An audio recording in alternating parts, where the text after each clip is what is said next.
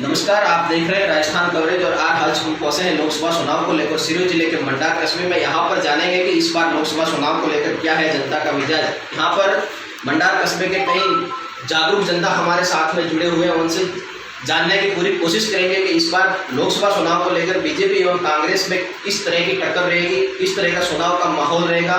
हम जानेंगे मंडार के ग्रामीणों के साथ। इस बार लोकसभा चुनाव को लेकर कांग्रेस ने प्रत्याशी के रूप में पूर्व सीएम अशोक गहलोत के बेटे वैभव गहलोत को उतारा है और सामने एक साधारण कार्यकर्ता लोबाराम चौधरी जो कि भारतीय जनता पार्टी से उम्मीदवार है। किस तरीके से देखते हैं आप इस चुनाव को? पूर्व में भी रह चुके हैं भाई पटेल ने जो जनता को वादे किए थे, आदत बैंक का मुद्दा था और पानी वाला मुद्दा था, उन पर वो खड़े उतरे नहीं। ठीक है, उसके बाद मतलब 15 साल का कार्यकाल खत्म होने के बाद आज तक भाई पटेल इस क्षेत्र में देखे पहले कहीं ना कहीं जनता नाराज भी है।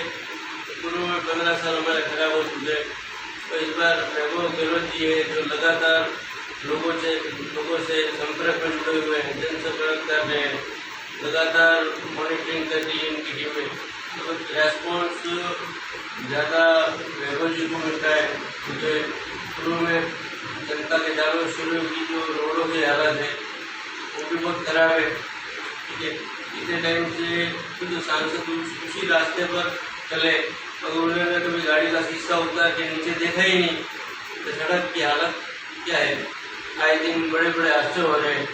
जैसा कि आपने कहा कि 3 बार से देव जी भारतीय जनता पार्टी से सांसद चुने गए हैं और उन्होंने चालू सिरे में कोई ऐसा विकास नहीं किया जो आम जन के हित में हो। अगर उन्होंने विकास नहीं किया तो आप एक बार में उसको बदल सकते, तो फिर 3 बार उनको जीतने का मौका क्यों दिया? इसका क्या कारण है?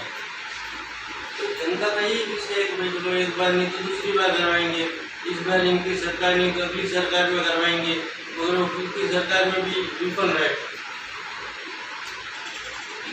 सरकार में विफल रही है। इनका मानना है कि यहाँ से जो पूर्व सीएम के बेटे हैं वैभव गहलोत वो इस बार जीतते नजर आ रहे हैं। इस पर आप क्या कहेंगे? जी बिल्कुल नहीं।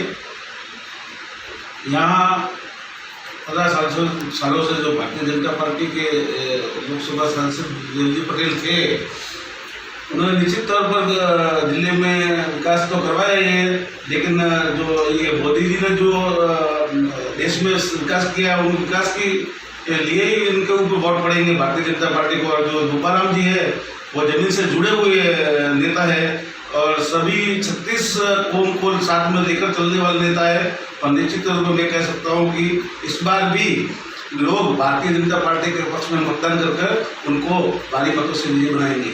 आप कह रहे हैं कि जमीन से जुड़े हुए भारतीय जनता पार्टी के उम्मीदवार हैं जो लोबाराम जी है, क्या सामने भी तो पूर्व सीएम के बेटे वैभव गहलोत है, क्या उनको टक्कर दे पाएंगे लोबाराम जी? नहीं, देखो जैसे कि जालोर जिले में उनके पिताजी जो अशोक जी गहलोत साहब है वो सीएम रहे हुए हैं, तो आप भी देख सकते हो कि जो भी लोग लुभावने वाले हैं वो नहीं चलता। जो विकास के नाम पर वोट होता है वही वोट जो जनता देती है। ऐसा भारतीय जनता पार्टी ने जालोर जिले में पिछले 3 बार से लगातार चुनाव जीतते आ रहे हैं देवजी पटेल, ऐसा क्या विकास कराया जो इस बार विकास के नाम पर बड़ा मुद्दा बनेगा और उसी विकास के नाम पर भारतीय जनता पार्टी के उम्मीदवार जो लोबाराम है वो बहुत मांगेंगे जनता से? विकास तो है ही है, चलो कहीं विकास नहीं हुआ है मानते हैं अपन, लेकिन जो देश में विकास जहाँ गति पकड़ी हुई है उस विकास को देखते हुए यहाँ वोट मिलेंगे। आप क्या कहेंगे इस बार? मैं तो इस बार ऐसे कह रहा हूँ कि जैसे रेगुलर 3 बार देवी भाई को जैसे मिला बीजेपी से उनका टिकट, जैसे 3 बार मिला, तो इस बार लगता है वैभव जी को साथ मिलना चाहिए। तो ये थी मंडार की पब्लिक जिन्होंने लोबाराम चौधरी और वैभव गहलोत के बारे में बताया। तो कई मत जो है वो बीजेपी की तरफ जा रहे हैं, तो कई रुझान है वो कांग्रेस के प्रत्याशी वैभव गहलोत की ओर आ रहे हैं। मेरे सहयोगी पीयूष राव के साथ राजस्थान कवरेज के लिए विक्रम रावल, सिरोही। दिन भर की सारी अपडेट्स के लिए सब्सक्राइब करें राजस्थान कवरेज को और बेल आइकन दबाना ना भूलें ताकि आप रहे अपडेटेड हमेशा।